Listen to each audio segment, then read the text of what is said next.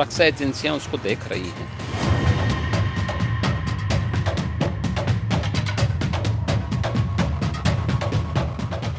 पाकिस्तान से अपना सब कुछ बेचकर 4 बच्चों के साथ भारत आई सीमा हैदर पर सुरक्षा एजेंसियां जांच कर रही हैं। यूपी एटीएस लगातार पूछताछ कर सबूत इकट्ठा कर रही है। इसी बीच उत्तर प्रदेश के सीएम योगी आदित्यनाथ का सीमा हैदर पर बयान आया, जिसमें उन्होंने कहा कि सुरक्षा एजेंसियां जांच कर रही हैं, जल्द ही फैसला लिया जाएगा। देखिए, ये सुरक्षा एजेंसियां उसको देख रही हैं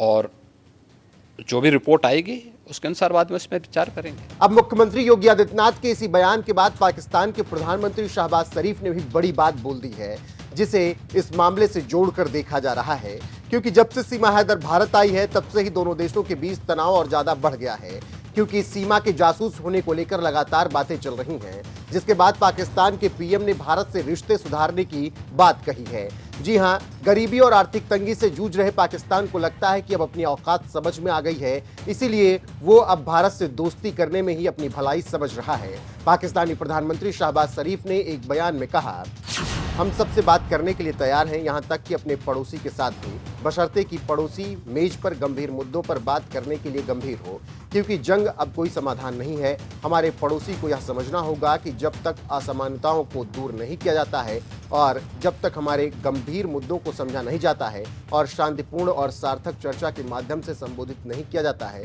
तब तक हम सामान्य पड़ोसी नहीं बन सकते हैं। अब सीमा हैदर के मामले के बीच इतना बड़ा बयान बता रहा है कि पाकिस्तान भी इस मुद्दे पर पूरी तरीके से नजरें बनाए हुए है और भारत के हर एक कदम पर वो चौकन्ना है। इसीलिए पीएम शहबाज शरीफ ने दोस्ती का हाथ बढ़ाने की बात कही है। वहीं कुछ महीने पहले भी शहबाज शरीफ ने कुछ इसी तरीके का बयान दिया था और भारत के साथ दोस्ती करने की इच्छा जताई थी। तब उन्होंने अपने बयान में कहा था, भारतीय नेतृत्व और प्रधानमंत्री नरेंद्र मोदी से अपील करता हूं कि हमें बातचीत की मेज पर बैठकर हर मुद्दे को हल करने की कोशिश करनी चाहिए। हम भारत के साथ 3 युद्ध लड़ चुके हैं और यह हर बार और कंगाली, गरीबी और लोगों के लिए बेरोजगारी लाया। हम अपना सबक सीख चुके हैं और हम शांति से रहना चाहते हैं। ऐसे में देखना होगा कि पाकिस्तान कब इस बात पर अमल कर पाता है, क्योंकि भारत तो कई बार पाकिस्तान से रिश्ते सुधारने के नाम पर धोखा खा चुका है। ऐसे में पाकिस्तान कब आतंकियों को पनाह देना बंद करता है और कब भारत के खिलाफ साजिशें रचना छोड़ता है, ये देखना होगा। फिलहाल तो पाकिस्तान के प्रधानमंत्री शहबाज शरीफ सीमा हैदर के भारत आने के बीच जिस तरीके से बयान दे रहे हैं और भारत से बातचीत करने की इच्छा जता रहे हैं, उसके बाद अब कहा जा रहा है कि अवैध तरीके से सीमा के भारत आने पर शहबाज भी डरे हुए हैं और रिश्ते सुधारने की भारत से वकालत कर रहे हैं, ताकि भारत पाकिस्तान के खिलाफ कोई एक्शन न ले। जी, आपने पाकिस्तान का जिक्र किया योगी जी। एक और बात चर्चा में आई है, वो सीमा हैदर का जो केस है। उन्होंने अपील भी किया है, योगी जी और मोदी जी, आप दोनों मुझे वापस मत भेजिए, मैं पाकिस्तान वापस नहीं जाना चाहती। पबजी के माध्यम से ये रिवर्स लव जिहाद कहा जा रहा है, कुछ लोग इसे वो टर्म दे रहे हैं। देखिए, ये सुरक्षा एजेंसियां उसको देख रही हैं और जो भी रिपोर्ट आएगी उसके अनुसार बाद में उसमें विचार करेंगे।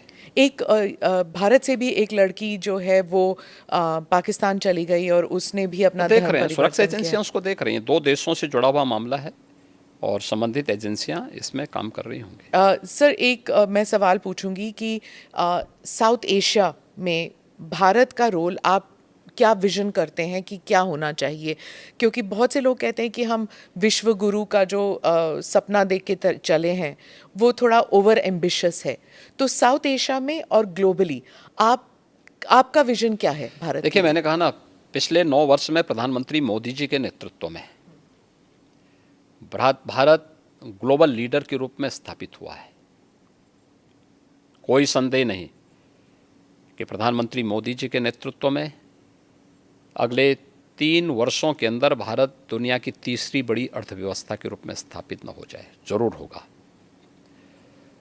दुनिया के अंदर भारत की अपनी एक पहचान बनी है।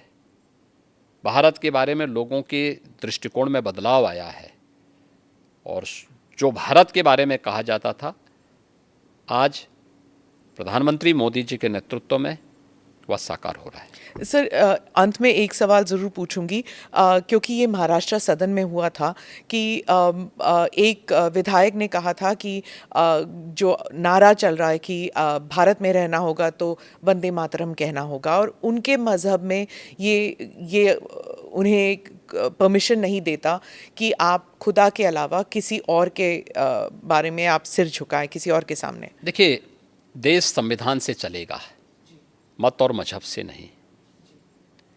देखिए, मैं ईश्वर का भक्त हूँ, ईश्वर में अगाध निष्ठा रखता हूँ, लेकिन किसी पाखंड में विश्वास नहीं करता हूँ। आपने देखा होगा, जब मुझे हमारी नौकरशाही ने कहा कि नोएडा लोग नहीं जाते, चीफ मिनिस्टर को नहीं जाना चाहिए, मैं उसको उल्लंघन करके नोएडा गया, कई बार गया, आधा दर्जन बार जा चुका हूँ। दूसरी बार मुझे कहा गया कि रात्रि में सीएम को बिजनौर में निवास नहीं करना चाहिए, तो मैं जानबूझ करके वहाँ रुका और मैंने पूछा, मैंने कहा, क्यों नहीं निवास करना चाहिए? तो उन्होंने कहा, साहब दोबारा सीएम नहीं बन सकता है।